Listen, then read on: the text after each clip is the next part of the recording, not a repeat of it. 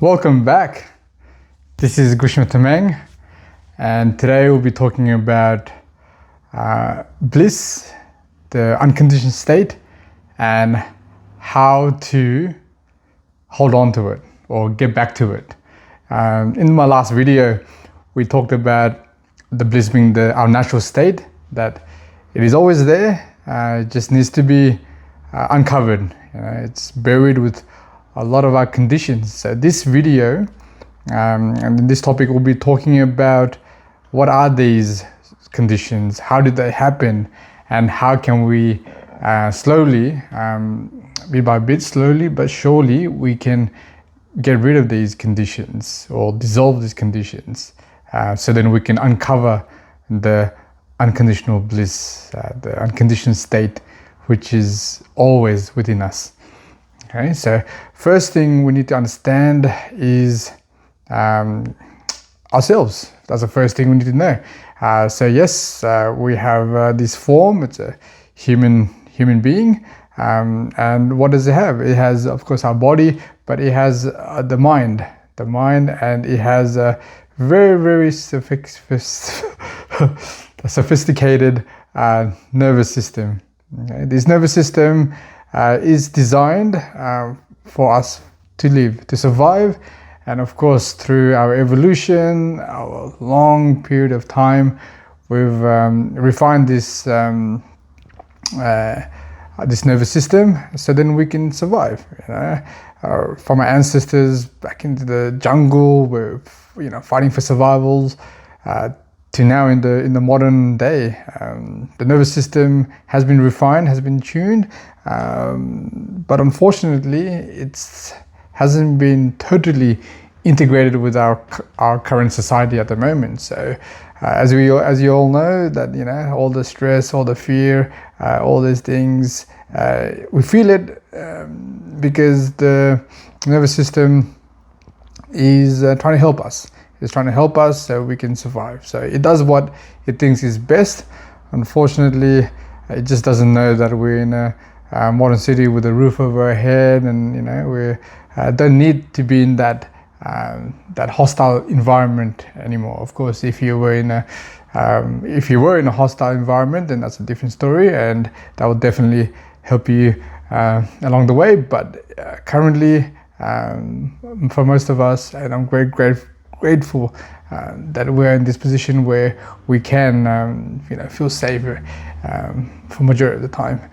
So this nervous system is what controls the conditions. Okay, within the nervous system there's the ego. Okay, the ego is our identity. It's our it's who we perceive that we are. Okay? So the ego, what it does is then, as we go through our lives, we grew up, we went through a lot of conditioning, whether it's from our parents teaching us their way, our teachers in school, or our friends, our peers, the environment, our workplace, everything has a certain conditions. And of course, once we started doing and living as that for a period of time, the ego will think that is our identity, that is who we truly are, and it will do whatever it takes to help you achieve those conditions. And of course, it does it by storing and releasing emotions, emotions within us that sort of motivates us to achieve those conditions. Okay, so all the different environment from upbringings. That's why there's always different people, and they may have different conditions because they were in a different environment. And one might think the other one is wrong, and the other one might think the other one is strange. These are because they are completely in a different condition to perceive differently.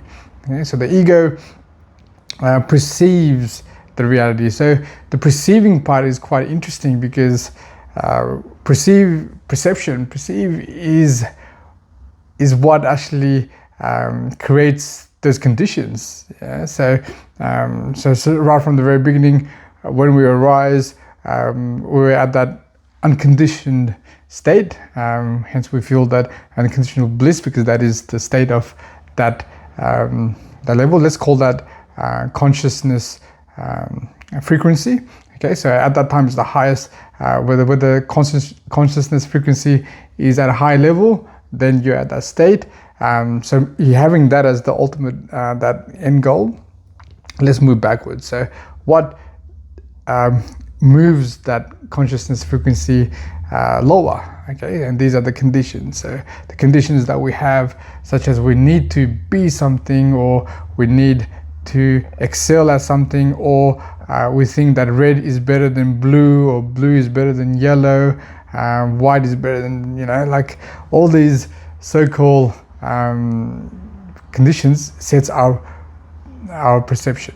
Okay, and then that perception is how we view everything. And when we view everything in a certain way, and when the reality is not meeting those conditions, then you feel that bit of pain, that stress in the bottom of within your body. And interestingly enough, the body keeps these pains, these emotions, it stores them, and it keeps them as thinking that this is useful for future. So whenever those so-called conditions arises again and is not met, bang, we feel that pain. And every time we feel that pain, it lowers the our consciousness frequency. Okay, for frequency, it lowers it, so you're not in that high vibe, so high vibration. All frequency is a vibration, which we'll talk more on the other videos, but of course my book explains that very thoroughly.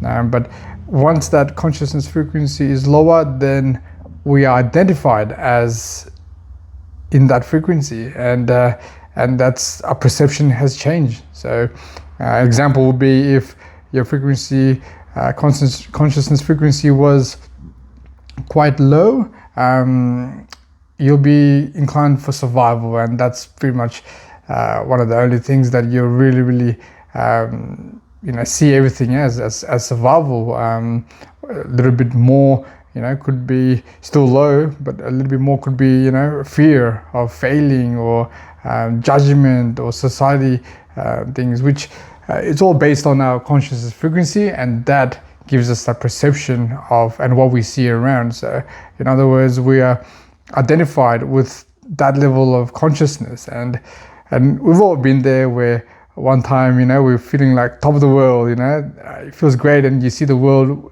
as beautiful, as perfect. That's when your consciousness frequency is high.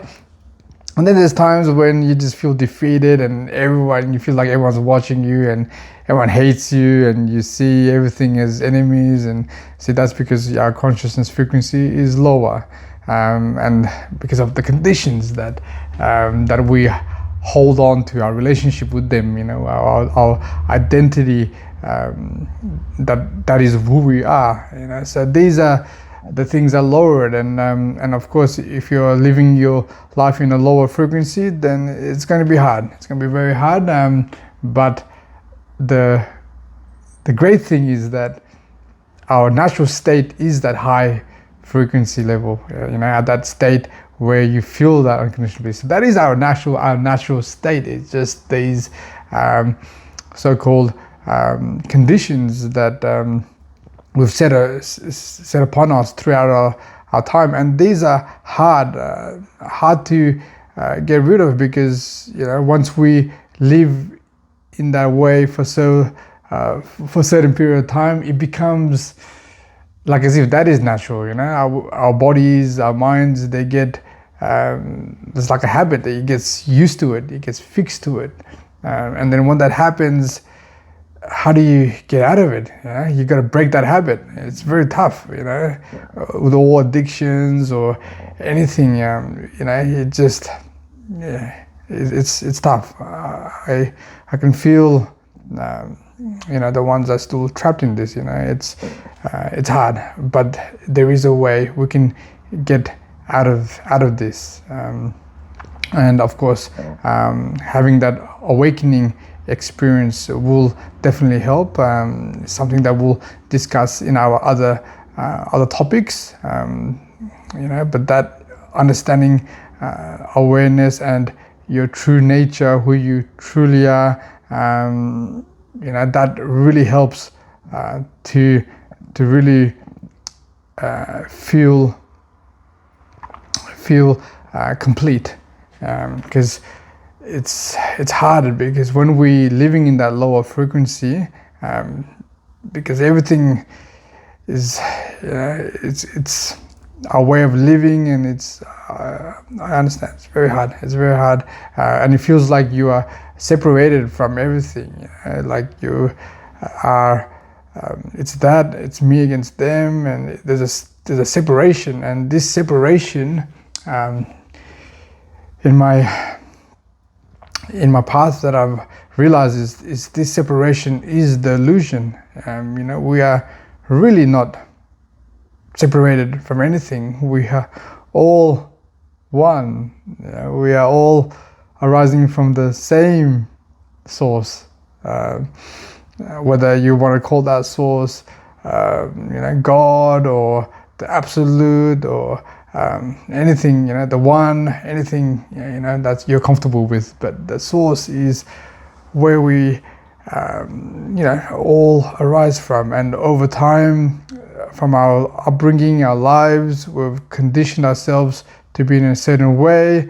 And whenever those conditions are not met, our nervous system sees that as a threat, and it lowers our consciousness level, which makes our perception of the whole world a blur. So we can never understand or see the truth. Some people call it, seeing the divine, or the third eye, or all these different words for it. But essentially, it's seeing the truth as your true nature, and the only way we can see that truth is when you are back, you return back to your natural frequency, your consciousness frequency, and then you will see everything purely, because the conditions are like, if I was to give an example, like a window, if the window was muddy and dusty, the light, say the light is our consciousness, the light goes through the window. The light still goes through, but on the other side, it'll look like a shadow, or it'll look distorted because of the dirt. So it's not clear, and we might think that, oh yes, the vision looks a bit dirty, or the reflection looks a bit dirty, but we know that is not the case. The case is because the window itself is dirty. Once the window is clean, it's polished, it's not even, that's back to its original roots. The dirt wasn't, it's not what it is. Once the window came, it was a nice window. Everything else was an add-on.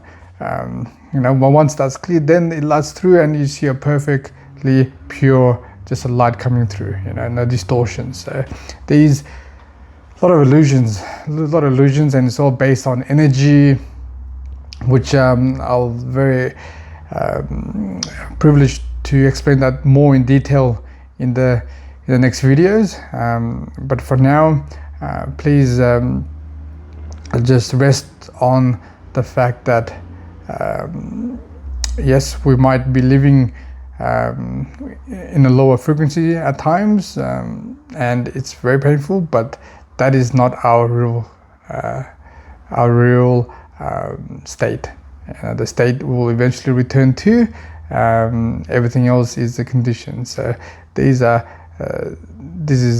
conditions are, I understand, they're very hard, but in the next video I'll explain about how we can dissolve these conditions. Of course, the first thing we need to know is the awakening. So hopefully the next video I will share on awakening and realizing that the illusion of separation and things, if we see things in a condition, it's actually an illusion.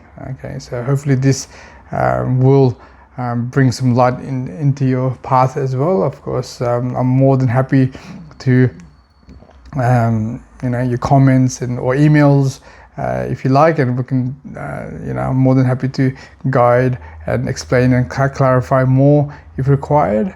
But for now, rest. You're all amazing.